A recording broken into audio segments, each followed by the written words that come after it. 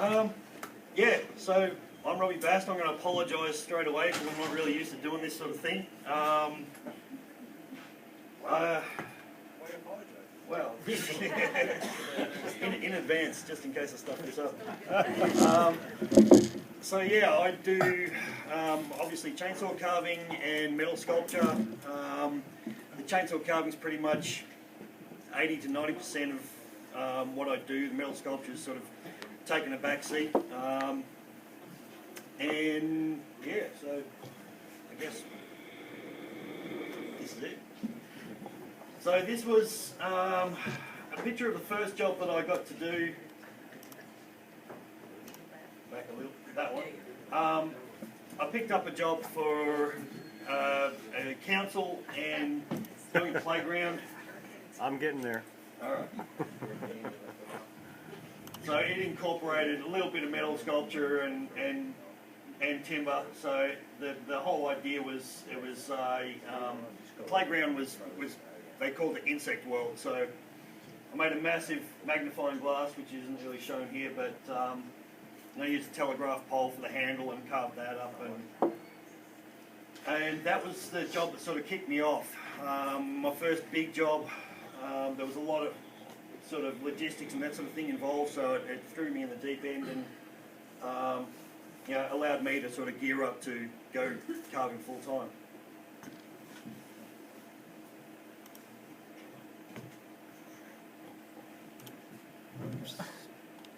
Hang on a second. Yeah, that's We don't want to stand the whole time. You need to dump some coffee in that, it'll work better.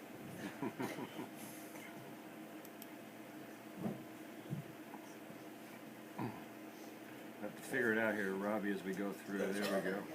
So I got to do a little bit of corporate stuff. I did some work for Burton. I did some seats like this, just simple stuff. And I did some snowboard racks with the Burton logo and that sort of thing. So, you know, it's always nice to get those corporate jobs. They sort of look after you a little better and it's, you know, helps you push along your business and that sort of thing. What have we got next?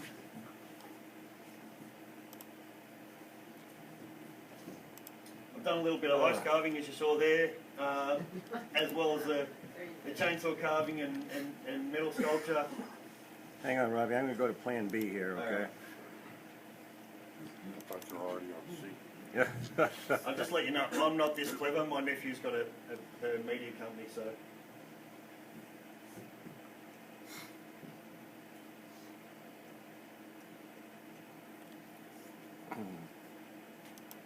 All right, good to go. Yeah, so I did a few jobs with a friend of mine, Glenn Smith. He's I'm going to say a lot. Please forgive me. So Glenn, he's got an ice carving company called Down Under Ice Design. I did about 4 jobs with him, and he decided I was going to go to Alaska and compete in the World Ice Art Championships, which I was totally not ready for, but had a great time. So I think there's a picture of that there.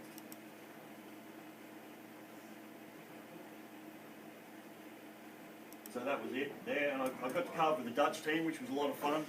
I got sort of a little bit of taste of your cold there. Got down to minus 41, and that was pretty special. What have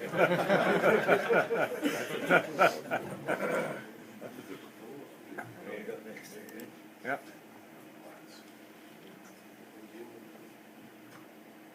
So I moved on and did a few private commissions. This was an Australian outlaw, Ned Kelly. I don't know if anybody knows about him. He used to I made armour out of plate steel that he stole from ploughshares and that sort of thing. And he was kind of repressed by the police there. He was sort of, they didn't look kindly on Irish immigrants and that sort of thing. So, but what do we got next there? This is a piece I did when I was in Washington. That was my first sort of time to the States after I did the stint in Alaska. I've got the car with Bob King, which is a lot of fun. He sort of give me a rundown on wolves and that sort of thing. You can sort of see the influence there.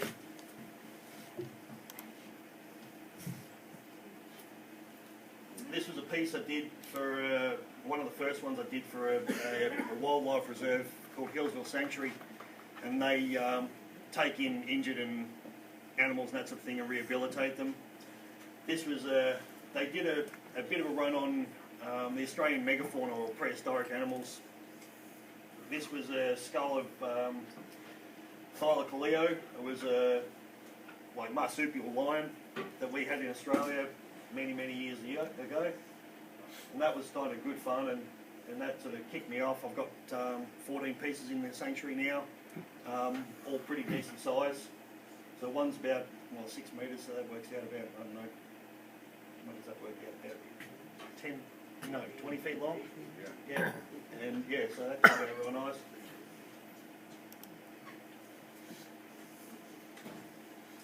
These are just a few, small pieces I did when I first started doing owls. I think, really sort of studying the form and looking at a lot of reference pictures helped.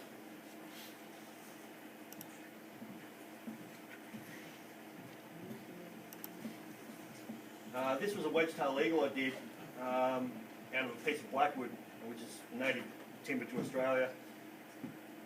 And I think looking at different pieces of timber, where they've got branches and that sort of thing, you can really sort of see a lot of different things in them. And this one here, I never really did long legs like that. Australian wedge-tailed eagles have very long legs, and I always made them perched or that sort of thing, to keep them strong. But this one had the main trunk was the body there, and then a branch coming off there, so I could really take that grain, have that long grain there, and keep it strong. This is all really kind of disjointed because I don't have my notes with me, but that's right, you'll understand, I guess. How's the carve that maple? Yeah, really nice. The Blackwood's probably kind of like the walnut. It's a pretty hard wood, but it's got some really nice colour in it. This is a piece I did for a golf course probably 3 years ago, and that was a massive cypress tree. Our cypress is a lot different to your cypress. I hear that your cypress cracks a lot because it grows in the swamps, and the shrinkage rate's a lot different, whereas ours doesn't grow in the swamps, or it'll grow anywhere. So it shrinks really slowly. And not very much at all. I think it's 2% laterally and 3% longitudinally, so it's really stable wood. So that's the main timber I use in Australia. So as you can see, like there's our native kookaburra up on the top there, and a self-crested cockatoo flying around the side there, and the golfer. So that was on a golf course. There's a fairway behind it.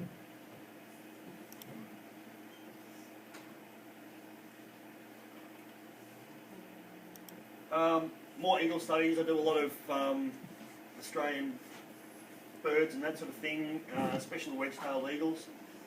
So, just working at that style and trying to get, better as you go along. I think that the day you stop learning is the day you should give up. I think there was a famous quote of a famous cellist, and at 94 years old, he was still practicing every day, and the interviewer sort of said, well, why do you practice every day? And he sort of said, well, because I think I'm making progress. I think everybody should take that on board, because, learning all the time, really makes you a better carver.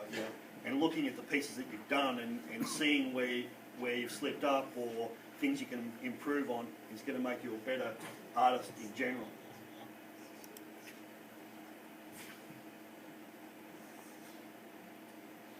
This here was a crocodile I did in Chatwin the first year I went there.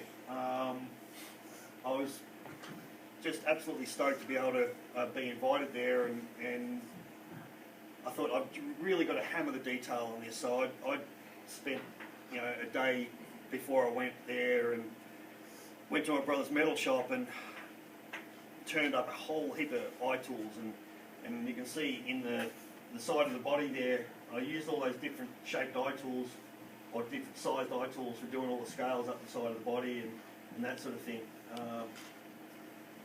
The original design I had was a crocodile, like with 2/3 of it coming out of the water and taking a magpie goose out of the air, which I thought was really dynamic and fantastic. And then when I flew into Seattle, I stayed with Tomas Verba, and Tomas had said, "Show me your design."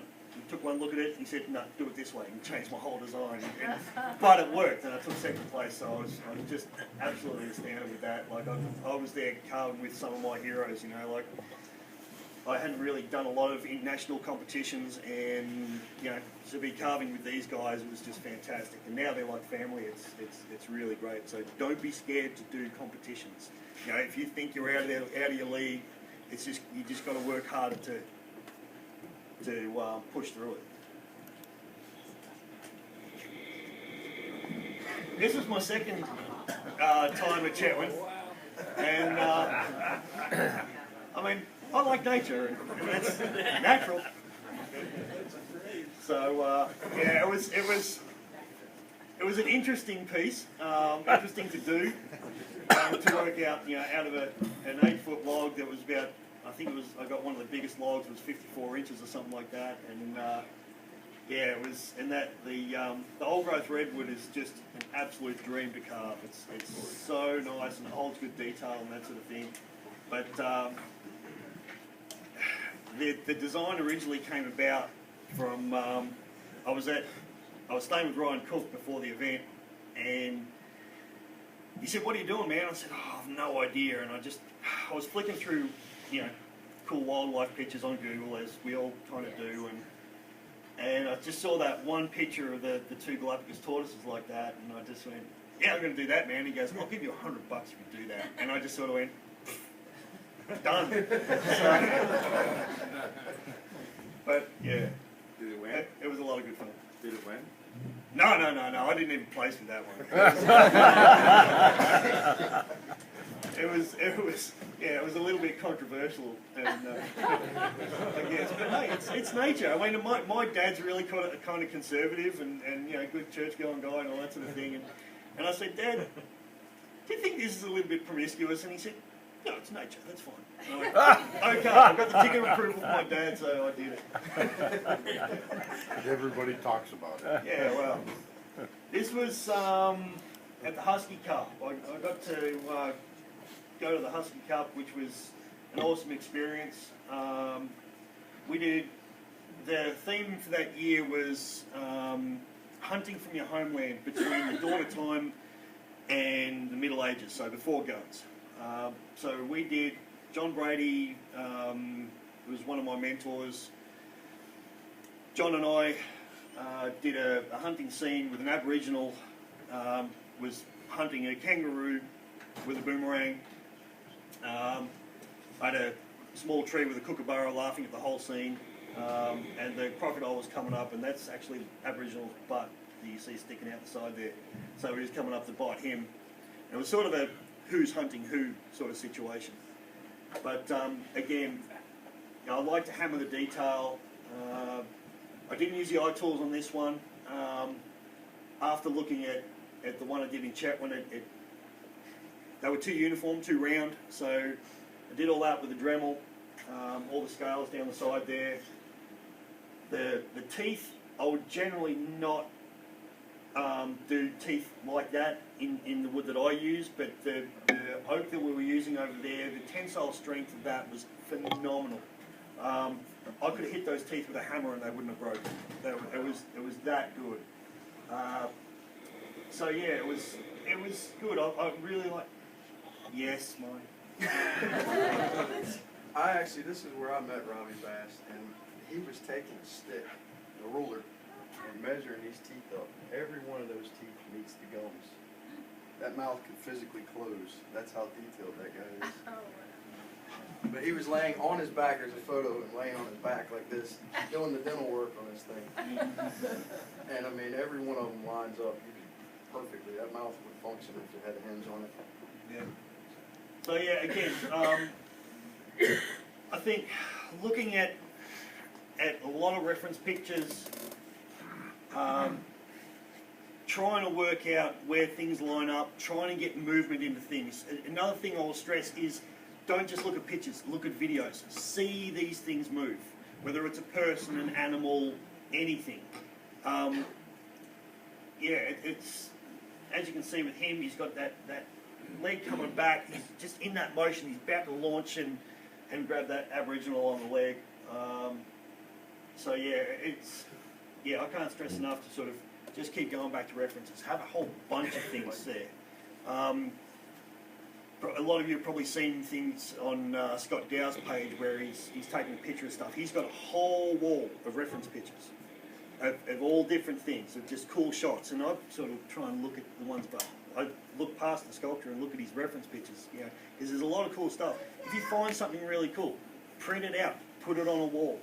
It's amazing how you will pick up different things, whether it be facial features or all that sort of stuff from having that in the background and seeing that sort of thing.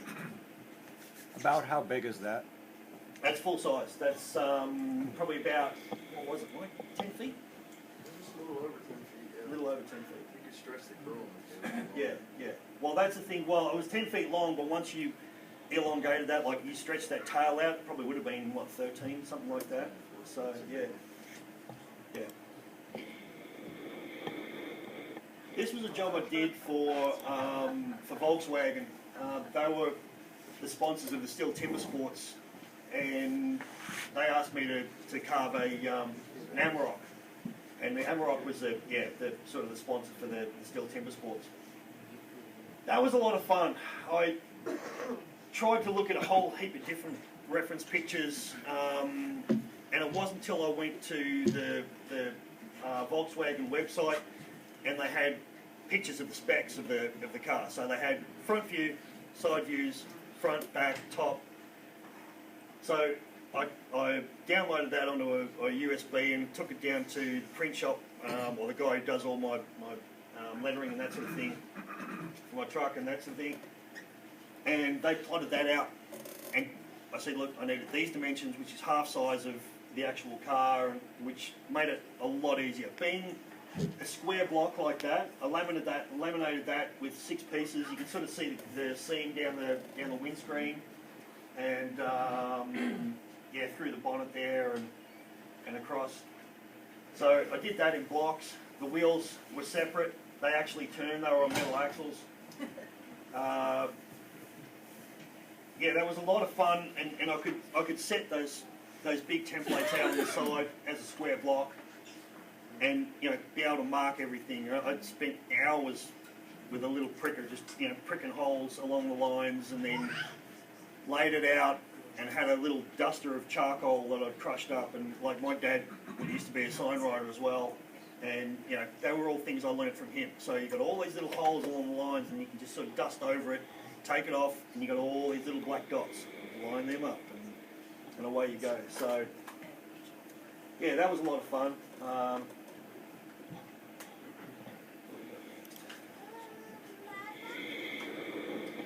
Okay, so metal sculpture. This is one I did recently, again for Hillsville Sanctuary. They wanted a chainsaw carved eagle to start off with, and I said, it's to get those feathers nice and thin, with thousands of people going through there every day. Someone could just grab that and it could be broken real easy. Whereas this one was a lot stronger, and I wanted to put a metal piece in the sanctuary as well. It was all chainsaw carving, so that was kind of nice. Now this, I'd done a wedge-tail eagle before for an Aboriginal college in Hillsville, and so I knew the process. I had to make this one a little bigger. This was about 7 feet wingspan. Each one of those feathers was cut out with a hand shear and then linished and beat out on a swage block to get the shaping right. So there was a lot involved in it. The whole process took about 40 hours. You see on the back there, I've made up a bracket where it was mounted onto a massive stump, and so it was sort of doing that. There's more pictures further on. So this was in my workshop. I put a board up so I could screw it to it, so I could sort of see where everything was and where it was laying out. Then it was all, the head was kind of sculpted by, sort of manipulating sheet metal and that sort of thing. A lot of grinding, a lot of, sort of working it out. And some of the smallest feathers that were up near the front of the head were, this sort of big, it was 3/8 long, and that was fun. A lot of burnt fingers from trying to hold over while I was welding. So this is it in place at the sanctuary. They have a flight arena where they have birds of prey and parrots and that sort of thing, and they do a big talk on these animals, and they show people them flying, and they throw pieces of meat up or whatever, and they'll catch them in the air. And it's amazing to watch. So this is going into the flight arena, which is I thought that was pretty cool because I've always liked that, and to have one of my pieces there was a real honour. And to have the guys who look after the birds come up and go, hey, that's accurate. So that's always good. This is one a pig I did for in a playground, which is right by me. It's only like a 5-minute walk from my house, which is really awesome. I've got a 5-year-old boy, and so he's pretty stoked to be able to see Dad's work right in our town. So I did a pig, a sheep, a cow, and a sheepdog. So, and they're all in sort of corrals and that sort of thing, which is really awesome. And to see the kids interact with that sort of stuff gives you a bit of a buzz. It's good. This is the cow, which was in there as well. I don't know if there's a picture of the sheep as well.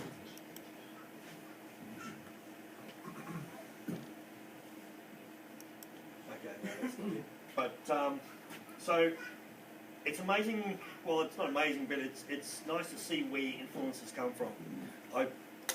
I saw a guy. He's a French dude. I cannot remember his name to save myself. Matt. Yeah, there you go. That guy. Yeah. He does a really choppy style, and I was trying to find out what my style was. And so I try a lot of different things. When I tried this, I just really liked it. I certainly haven't nailed it yet, but he sort of emphasises more the form rather than putting all that detail in. Or, you see a lot of carvers, they'll put like an eagle wing or something like that, and each feather is dead straight like that. I like to look at things and sort of really look at the natural pieces, and they're not all the same length. Or they may turn a different way, or there'll be a certain line of those feathers, and it may be different from when the wing's like this, or straight out, or flying. There's different curves, and you got to really sort of study that and the natural curve of things. Is it diving? Has it got a lot more pressure on those wings because it's going at more speed? Do those feathers kick up more? All that sort of thing. Is it pushing off? Is it curling those feathers because it's really sort of got more pressure on it that way? So I kind of look at that sort of thing. I mean, these guys look like they've had a hard night, but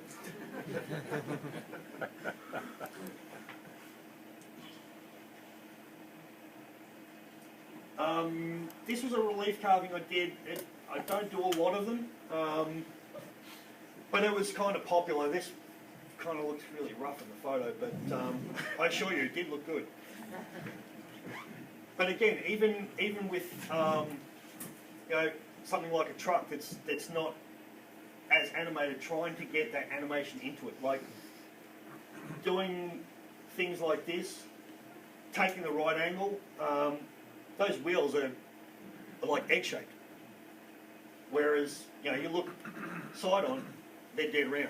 Mm-hmm. So it's just looking at different perspectives, I guess.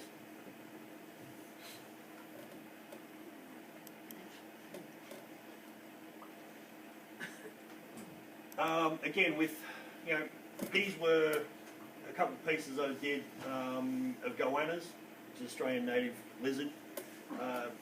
They range from sort of 3 foot long to they can go up to 6 feet long, some of them.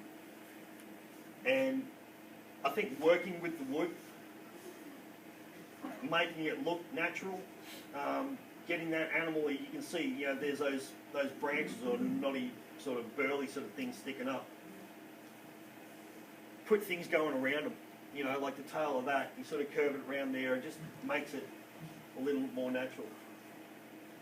These were actually done at the Alice Springs show. I did that. My saws didn't turn up. I went to the steel dealer and said, I need a little help here. So he gave me a 251 and a battery saw. And I carved the whole weekend with those 2 saws and 1 die grinder that I bought at the hardware there. So it's amazing what you can do with a real skeleton crew. Yeah. But it's another case of adapt and overcome, you know. All right, I haven't got that tool to do it. How can I use this tool to get that effect? Yeah, this is a little catalogue that I did. I think that was also Alice Springs show, possibly. Yeah, getting that cuteness. Cute sells. People love it. I mean, you know, just simple things by putting those 2 little white dots, make those eyes shine and that sort of thing. You know, but again, this is kind of that choppy style. There's not a lot of detail in it. But trying to get that form. You know, if you see it from the side, it's not the best angle of it. But he's got his paw up. He's like, oh, you know, come on, give me a bone. Trying to get those sculptures to tell a story, I guess.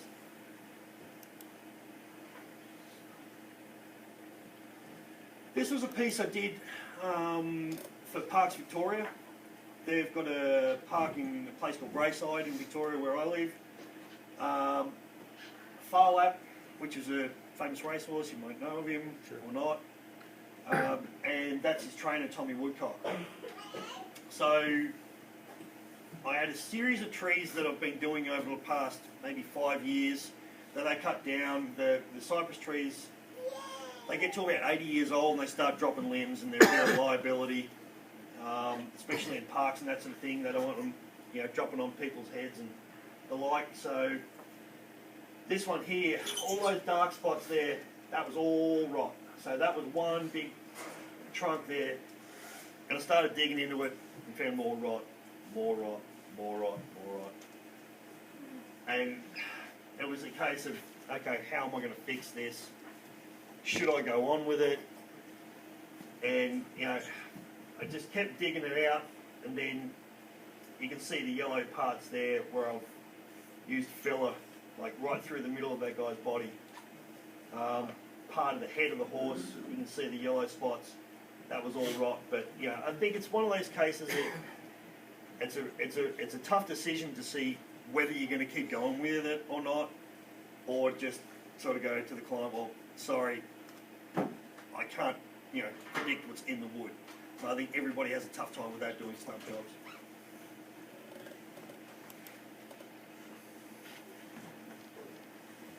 This was a bear head I did, one of the first ones, the first bears I've done. That was influenced by Yorg Young, or JJ from Canada. Stellar guy.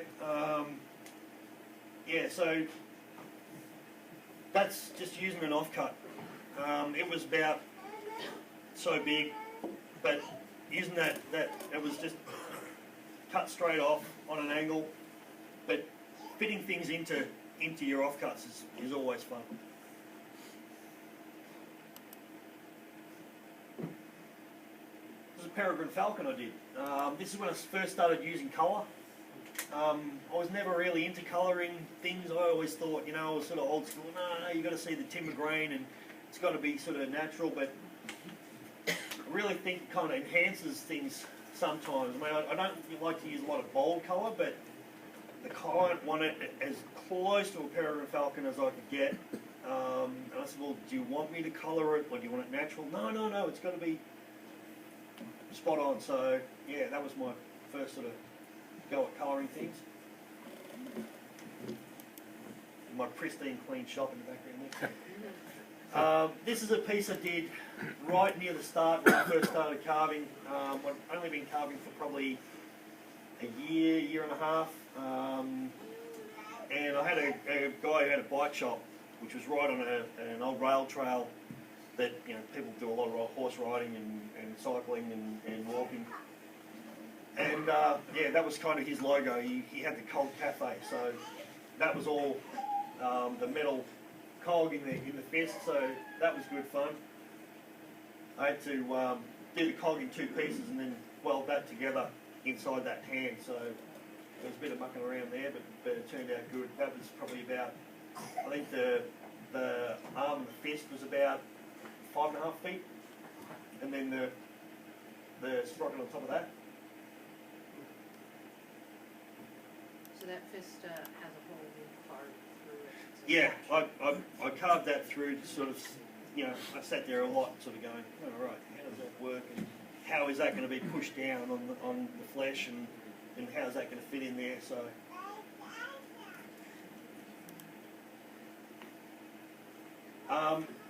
I find it's kind of fun to do these little projects for, you know, clients come in and say, you know, can you do this, can you do that, you know.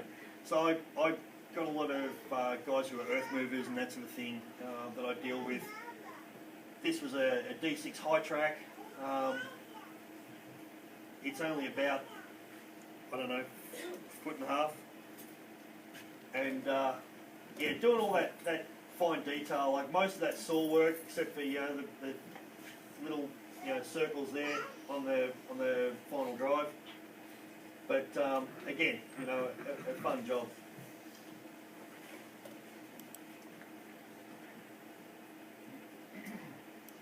A little bit of more metal sculpture. There was an early piece. My wife's cousin asked for a butterfly, and I said, sure, let's do it. So a lot of the stuff I use is scrap metal, that sort of thing. I used to go to a scrap yard and just rummage through, and it was great. You know, you'd see pieces that, you know, that kind of looks like a whatever, and yeah, so it's always fun to sort of throw these things together.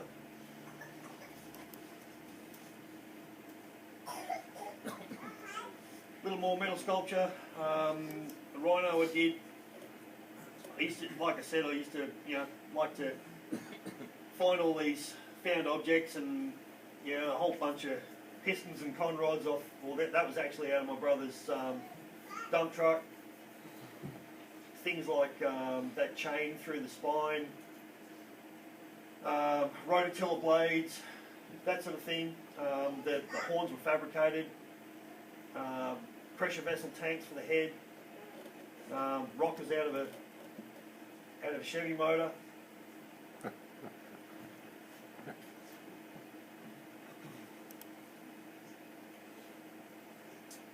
One of the first ones I did for Hillsville Sanctuary, it told the story of the platypus, and it's kind of a weird story. There was a swan, and her mother and father told her not to go down around this bend of the river, and then she did, and the water rat down the bottom there, Ricali, he sort of kidnapped her and basically had his way with her, and that's how the platypus came about.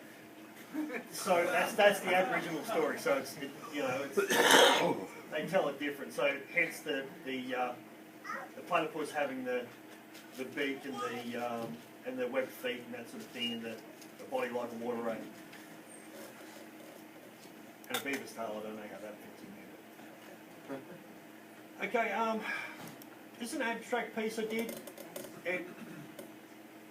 I hadn't done a lot, but it was sort of like, I let my mind wander with that one.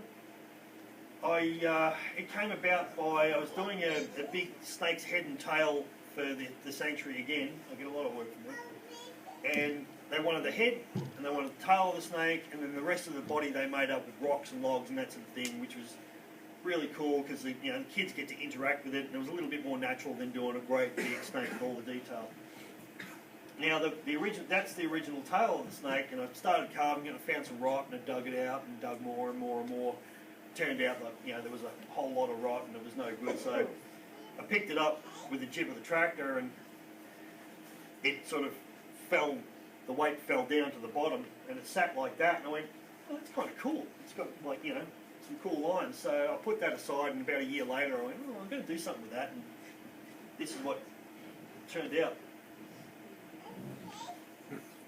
So inside there is well, you can only just see the tip of the orange. So it's kind of like, from one side it looks like a burnt log, and that was about the time of the bushfires as well that we had in Australia. So there's a lot of black and orange on the inside, so it looks like that, you know, burning log, and then on the outside I did all the water droplets sort of being that juxtaposition between the fire and water.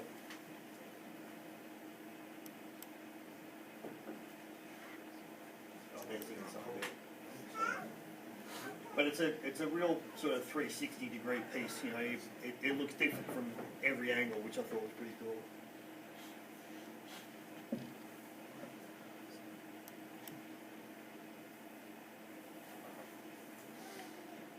This was a piece that I did for the Sanctuary again. It was, I couldn't get a log big enough. It's called Megalania. It's one of the Australian megafauna again. It was like a Komodo dragon on steroids, basically. It's about 20 feet long, about good probably 10 feet across. And that was just, you know, joining all these pieces together. It was my first sort of attachments on a piece. So that's the main log going through the middle there. Going across the legs was another 2 logs, and then finger jointed in. Had the leg going down, and then there was a big mortise and tenon joint going into the leg going this way.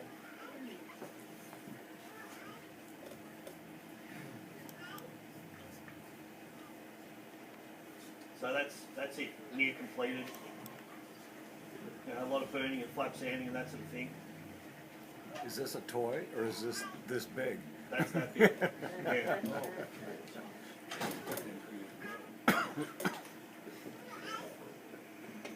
Wow.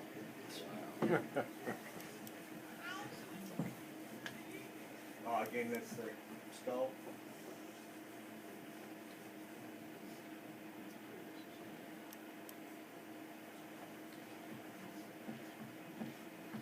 So I got to do a nice piece.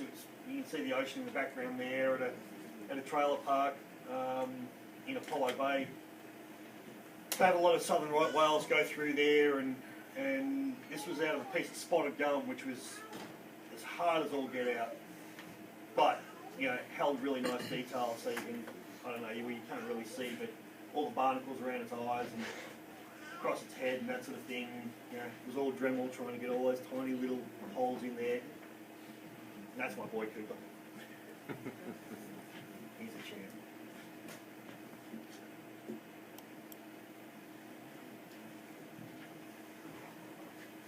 This was the first, well, one of the first carvings I did. It was, you know, for a guy who trained security dogs. He did Alsatians and Dobermans, and it was kind of cool to do it. This is our white pine. You can look at the difference in the growth rings here. That's why I don't carve white pine anymore at home.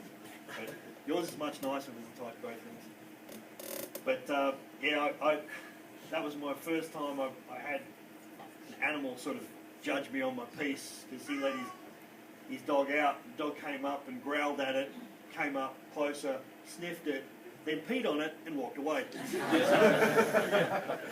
At first I thought, hey, nice, you know, he thinks it's real, that's cool, and then he peed on it, and I went, okay, well, thanks for that. Sign of approval. Yeah, that's it. Okay, so this was a really early piece. Everybody's got to start somewhere. People come up to me and say, oh, yeah, it's amazing, you know, I can't do what you do. Well, yeah, you can. It's just that I've had a little more experience, or had that time to put into it. So, you know, there's no bad carvers, it's just experience.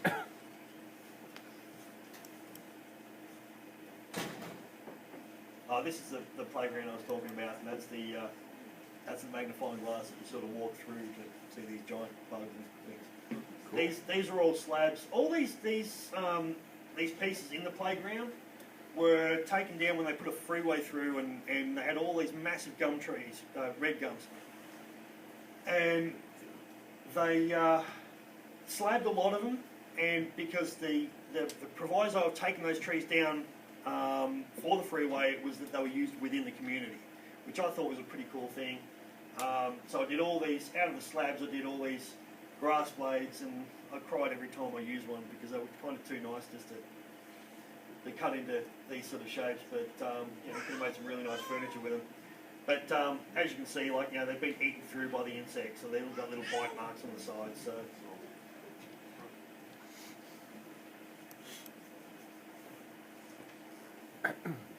that was my first truck. I was so proud of that. You know, my first job, and I could go out and buy that truck, and it was great. But my first Eagle, I did that down in Tasmania with a buddy of mine, Eddie Freeman, and he mentored me for a while there, and yeah, so that was first sort of one of the first attempts at an Eagle or a big one. That was done out of a fork to keep the long grain in the wings.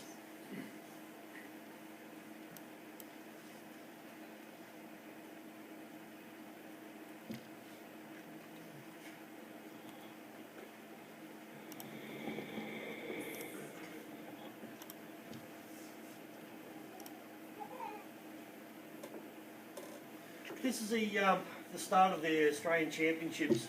That was the log I selected in the log draw. I did the Man from Snow River. Most of you know the movie, but it was taken from a famous Australian poem by a fellow by the name of Banjo Patterson. He told the story of basically a young guy that turned up to well, hang on, let me start from the start. There was a rich landowner. He had a prize racehorse. It got out and ran with the wild horses. He called all the riders from around the district to come and catch these horses and get his racehorse back. There was a young guy called Jim Craig who turned up. The landowner basically said, "You young fella, off you go. You're no good. You know, you're not an experienced rider." And then there was another guy called Clancy who said, "No, he's mountain bred. He can ride the pants off most of these guys. Let him come." So he ended up. I'm getting goosebumps just thinking about that. And that's how it happened. But so it turns out they were chasing these horses along. The horses went over this bluff and down the mountainside. All the riders pulled up, said, "No, that's too dangerous." And Jim Craig went straight over the top and down this mountainside, chasing after these horses. Ended up bringing them back, and was the hero for the day, basically. Yeah, basically that's what I carved. There he is heading down the mountainside.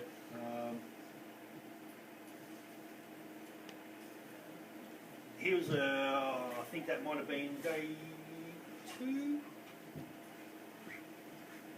So, just roughing it out, placing where he was going to be, getting that motion. I had to add the head and part of the tail. You sure that's not weak too?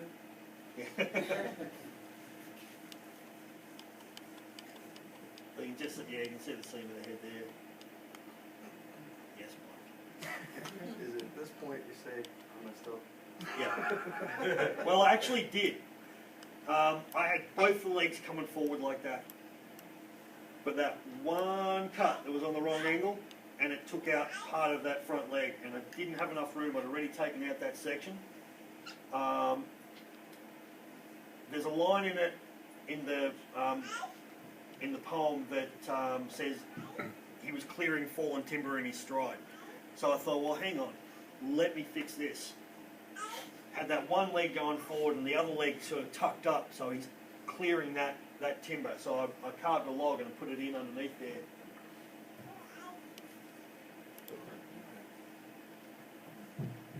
So again, it's adapting to your circumstances. Nice.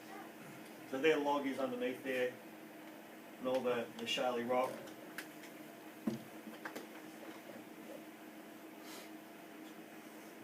How many days did you have to do this? 35 hours over 5 days. You get in competition mode and it's hard. This is Banjo Patterson, the famous author. So I thought, well, I've got to put something to sort of acknowledge him on that piece. So on the back, the whole piece wasn't enough. It wasn't 360 enough for me. So I thought, well, what can I put on the back to enhance it a little? So I put a portrait. I think it's in the next. Yeah. So there's a portrait of Banjo at the top there, and then there's 2 paragraphs out of the poem that sort of explain that piece. That was all Dremel. Sitting there, writing it all in. Yeah, have you ever considered doing burning instead? I didn't have a burning tool. So.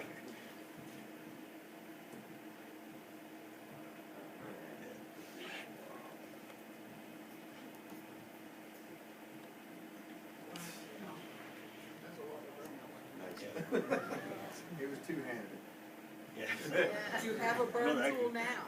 Sorry? You have a burning tool now? No. You should get one, they're awesome. Yeah, but if I just figured, because I was flapping the whole thing afterwards, so it might have taken that off. Yeah, that's.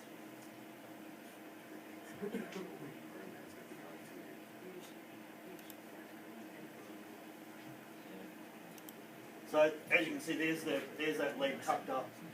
Yep. Yeah, so I was lucky enough to take out the championships and take People's Choice. The best bit about winning this one was they changed the format of the judging, and 25% of it was from the carvers. So to be judged by your peers makes a hell of a lot more impact on you, I think, than just having judges. We don't have a lot of experienced judges in Australia because there's not enough carvers, and to have a carver as a judge takes one out of the mix for the championships, and we're scratching to get 5 together for the championships. But a couple of pieces on that sculpture that I guess got me extra points was the reins. Things like that. They were attached. I took strips of the cadmium layer off the log and soaked them for 3 days, and they were about eighth of an inch thick, or maybe a little smaller or thinner. Sorry. So I made 6 pieces of those reins, and I got down to the last 2 before I could get them so they wouldn't break. Well, I was a little worried about that, but it all adds to that wow factor, I guess. The stock whip that he's holding like that was real thin. That was down to maybe half inch in places where it's coiled up around like that. And I had my battery saw, little 120, just sitting there shaving away on it. The whole thing's just sitting there going, I'm like, please don't break, please don't break. But yeah.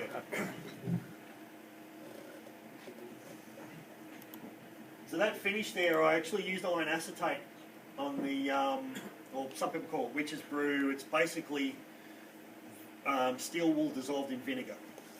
And you can mess around with it, getting it, different consistencies and diluting it and getting different colours and that sort of thing. So, and then, it was black first with a spray can, just mist it over, and which sort of sat in a lot of the saw cuts and that sort of thing. Flapped over, and then the iron acetate was applied, and it gave it that sort of bronze look. That steel wool and vinegar? Yeah, it reacts with the tannins in the wood, So I don't know how it would work on pine, but you know, some of the hardwoods and that sort of thing, it really sort of it works well.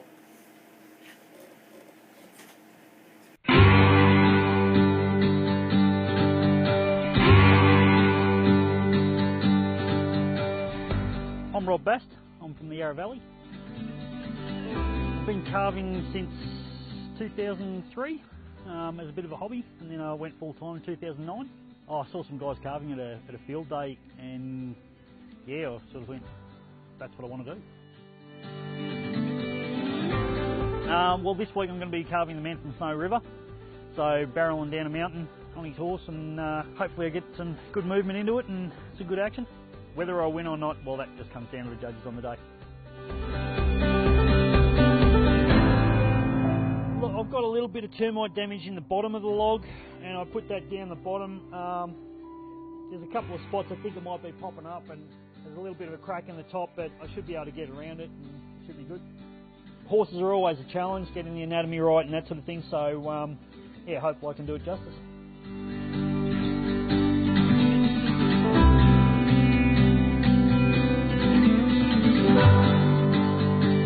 Progress on day 2 was, I think it was a little bit of a struggle, thinning this down a little, just trying to just get it right. I've used everything from the MS661 down to the little battery saw for doing, you know, some little detail like around the bridle and that sort of thing. Worked great.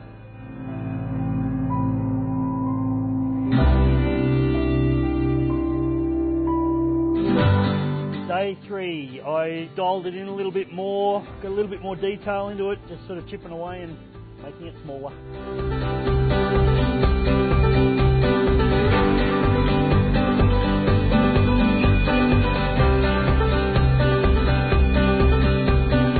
Yeah, look, I was pretty nervous yesterday that I wasn't going to get as much done as I did, but I'm starting to pull it together. Hopefully I've got the time. I want to do a little bit more detail on this guy's face, put an ear in here, sand it all down, and then get it coated.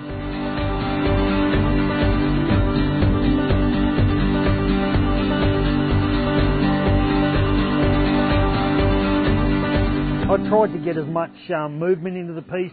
Little things like, you know, putting these skinny reins on and doing the stock whip, you know, there was a degree of difficulty in that. Carve to the criteria and you do your best.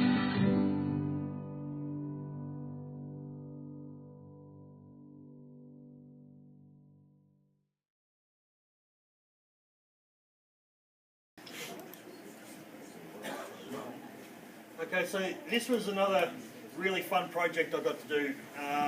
I was contacted by Bethesda, which is a video game company. They were re-releasing a video game called Doom, which was one of the first-person shooter games. I don't know if anybody's into video games, that sort of thing. I'm kind of not, but so yeah, they said we want you to do this sculpture of the Revenant, which is this dude. It's basically like a big sort of half skeleton zombie robotic whatever thing with these big guns on his shoulders, and I went, hey, that looks fun. Yeah, alright, I'll do it. So this was blocking it out, getting the body right. There was a lot of attachments on this. The arms were in 2 pieces because I wanted to keep all that long grain. I think there's more photos ahead there. Okay, well the legs were attached, as you can see. I started putting colour into it because I said, you know, do you want it exactly like the maquette that you send me out? And they said, yeah, absolutely. You know, if you can get it as close as you can, that'd be great. So I'm colouring it up and getting all the red in there, this, you know, like the skinless flesh, and it was just having a great time doing it. And then they came back and said, oh, it's a little bit graphic. Can you strip it all back? That's how I felt. So you can see all that muscle tone in the leg and that sort of thing, and yeah, they said, oh, it'll scare the kids. Well, aren't the kids playing the game?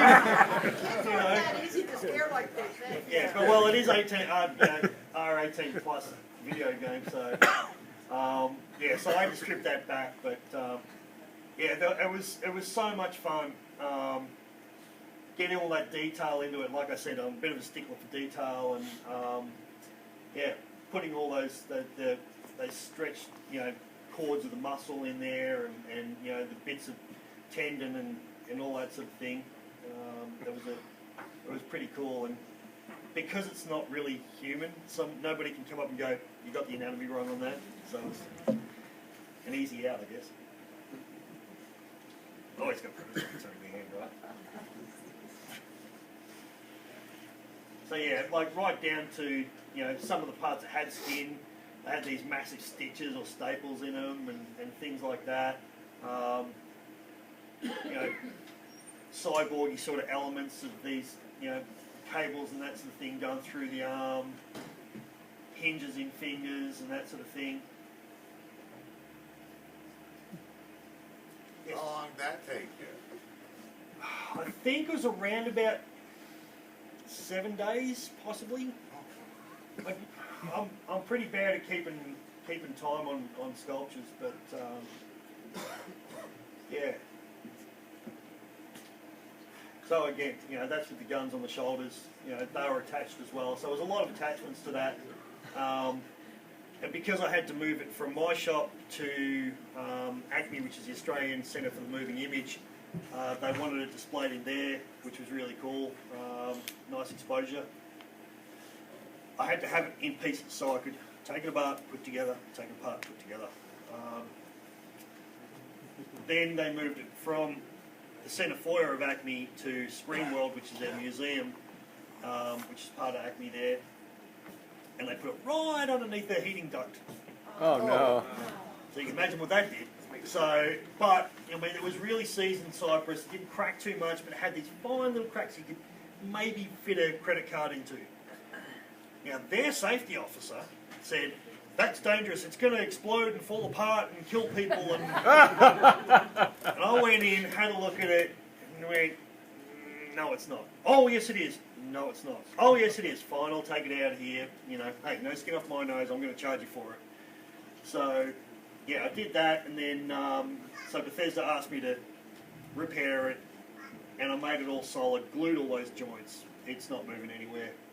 And now I'm in the process of getting it ready. It's going to be shipped to head office in Dallas, so that was pretty cool. And there it is in ACME.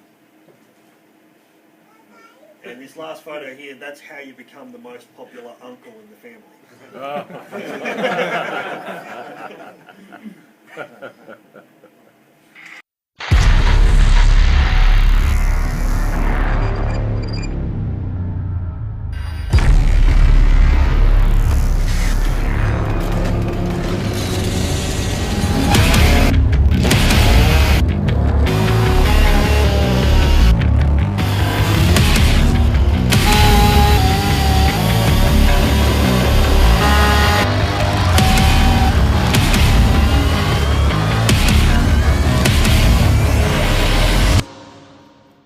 G'day, I'm Bast. I'm a chainsaw sculptor from the Yarra Valley in Victoria, Australia. I've been carving for about 15 years.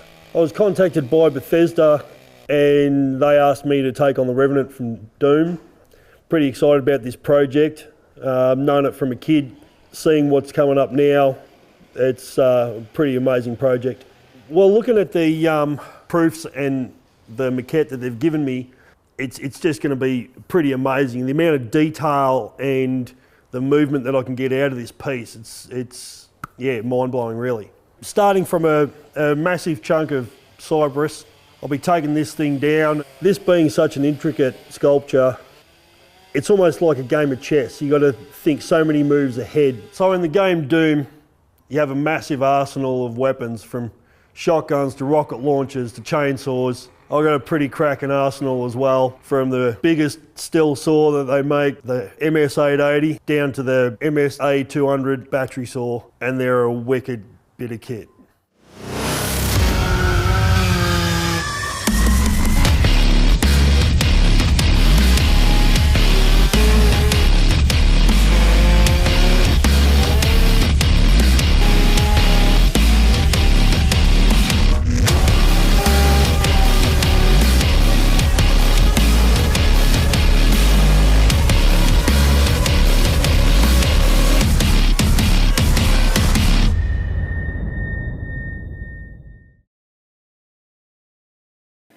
So yeah, that was a lot of fun. I had people comment on that and say, hey, "Is that the new still ad?" So got to keep the sponsors happy. So I've done some pieces which sort of meld my metal sculpture and chainsaw carving together. This was one I got asked to do a fairy sitting on a mushroom, and I sort of said, well, you know, the wings are going to be pretty thin. Can I do metal wings? And they said, oh yeah, sure. You know, just do what you do. You're the sculptor. And I went, okay, great. I like those jobs. So I've always sort of battled with human form, especially female form. Luckily enough, I had a friend who's an artist. This is Emily, and I was talking to her about it, and she said, well, do you want to come and sit for you? And I was like, of course, that would be great. And she was about the build that I wanted to do, the fairy, you know, she's quite lithe and that sort of thing. So, yeah, this was just starting to rough it out. And it wasn't until I sort of started getting into it that I sort of said, what have you done putting it into that pose? Because there were some awfully tricky bits. I think you'll see it in the next photos. Getting in amongst those arms and the legs with a saw was near impossible. I took a Dremel with a whole, die grinder with a whole bunch of different bits, trying to get in there, and still, you know, it's the die grinder's this long with the bit on, and you're starting to battle and, you know, trying to work out how to get in there. I got down to the point where I was using a Dremel with a flex shaft and a little rotary bit. I had my arm in there just going nyeh, nyeh, nyeh, nyeh, nyeh, for hours on end, but I got there in the end. But I think I've had about 150 reference pictures of Emily sitting there, and I could go around and take photos from every angle, top, bottom, around, different, and it was phenomenal. And I even had to get her to come back and sit again because there was some shots I just couldn't get. You can see in here on this second last photo, you can see in amongst, you know, getting between, getting in amongst there,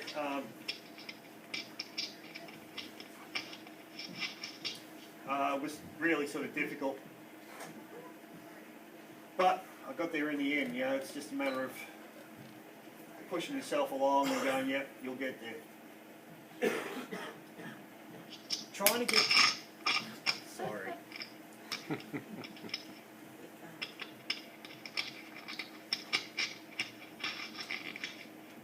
Trying to get things to look natural and getting like the hang on the hand. I spent a lot of time on this piece. But it's a great learning curve too. You know, having that patience, you know, or building up that patience is I think really important.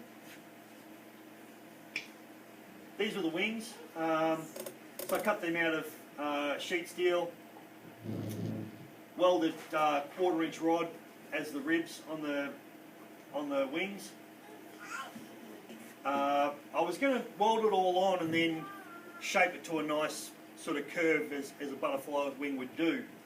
But yeah, just luckily, as I was welding it, anybody who knows about welding, it did it itself. It just pulled it up, and I didn't have to do any of that shaping. I did the first one and I thought, well, hang on, I've got to do that in exactly the same process on the second one, or else it's going to have a different curve. So I had to sort of plot out where those pieces were going to go to get that same curve. And there she is, finished in place. It was a lot of good fun, and I learned a lot doing this piece. I like the combination of the wood and the metal work. Yeah, and again, this is the iron acetate on the cypress. You see the sapwood goes like a green colour, and you can get, you know, browns and tan and all sorts of, you know, sometimes reds in there. I think I might just hold that.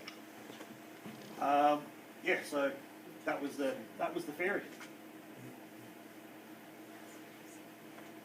Again with the metal eagle. This was just some of the progress shots of welding up the head. A lot of it was, you know, heating it up, shaping it round, hammering it, adding pieces on. The eyebrows were added, a few different sections there. More, you know, all the talons shaped up, round. Adding the legs. You know, using things that already got texture, like the rebar. I think Charlie Knight does herons that way. He uses rebar for the legs, and it's really effective.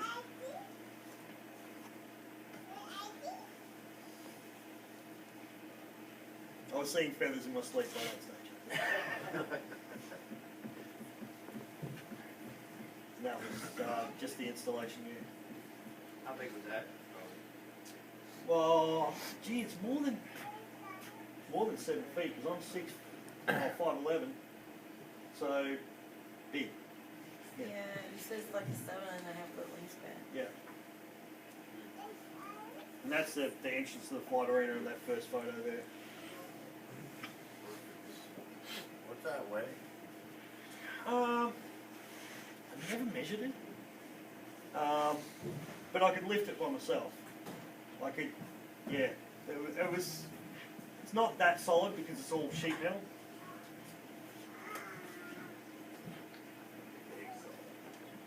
That's it.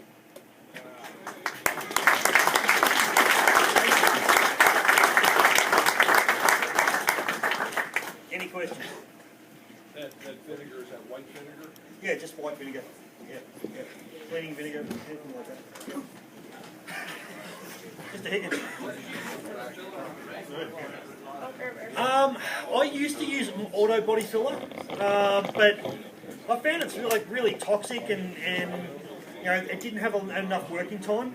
I know you can adjust that with the hardener, but I used a Agnew's water putty and it hardens like an auto filler, but I don't know if you have an equivalent here, but I mean they use that for leveling floors and all sorts of stuff.